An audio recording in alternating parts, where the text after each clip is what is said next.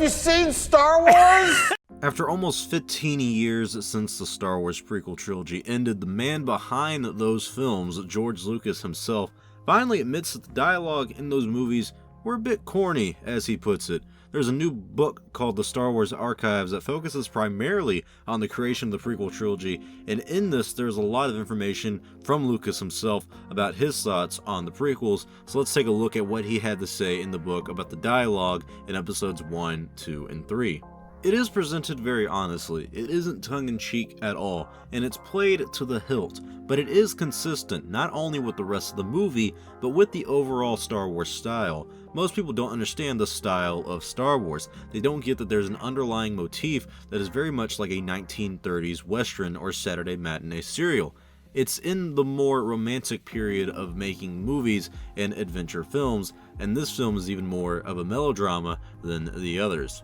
Now, the argument that Lucas uses here about the Star Wars movies being based on 1930s films is something he's kind of used since The Phantom Menace released, and he said that mostly in the acting department for The Phantom Menace, that was based on 1930s films and acting from that era, and I personally don't believe that that was his true intentions when he was writing the prequels. I think that because of the negative reaction people had towards the acting, he kind of used that as not an excuse, but just as a, oh well, that's what I was basing it on, even though I never told you anything about that in the 70s and the 80s. But hey, to each their own. He's never really been known for an actor's director. It's also been that time period of him making the prequels. The actors didn't have a lot of real sets and environments to work with, therefore a lot of the acting felt wooden and dry with no real emotion, and I really don't understand why this is a very sensitive topic for people who enjoy the prequels, and I'm not talking about the casual fan who enjoys the movies, episodes 1, 2, and 3, and thinks that they have some flaws that can be overlooked. I'm talking about the die-hard prequel fans who truly think those 3 movies are masterpieces with no flaws, and anyone who doesn't like them doesn't understand the complexity of George Lucas and his craft.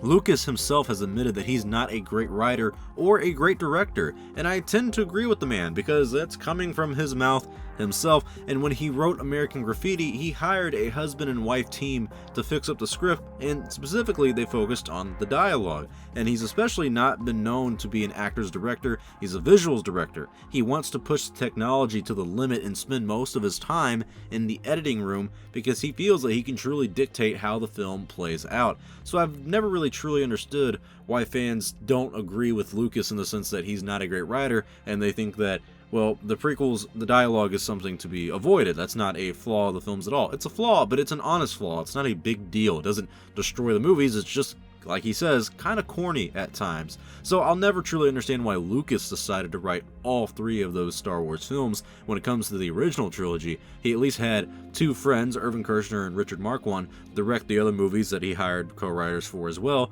episodes 5 and 6.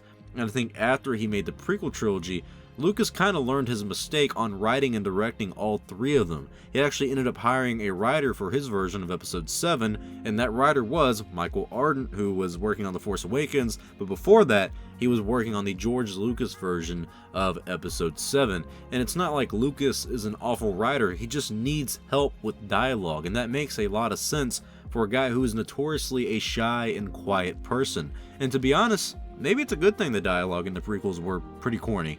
It created countless memes that have really kept the online Star Wars community laughing for years to come. Maybe part of the reason the prequels are so beloved now and really remembered is the memes that have stemmed from that bad dialogue. It's hard to make movies, and you know what? It's even harder to write, direct, and produce any movie like Lucas did. He had all the work on his shoulders. He had a lot on his plate when he was making these films, and the dialogue seemed to be the last thing on his mind. And that's okay, because I think in the long haul, it was worth the sacrifice, because the prequels created a new wave of digital technology that changed the industry, which is something that a lot of prequel fans don't use in defense of the prequel movies, which I think is something they're missing from their arsenal. Lucas uses the melodrama to point out how Star Wars overdoes everything, and in that case, he's got a really good point there, and it's something that I personally have never thought about myself, on how Star Wars kind of over-exaggerates every little thing that it does. I mean, every single planet is just one setting that is geared towards a random element or a feature. You have Hoth, that's nothing but an ice planet. Tatooine is nothing but desert. Endor, or the forest moon of Endor, is nothing but trees and forest. Mustafar is a lava planet. Kamino is a water planet.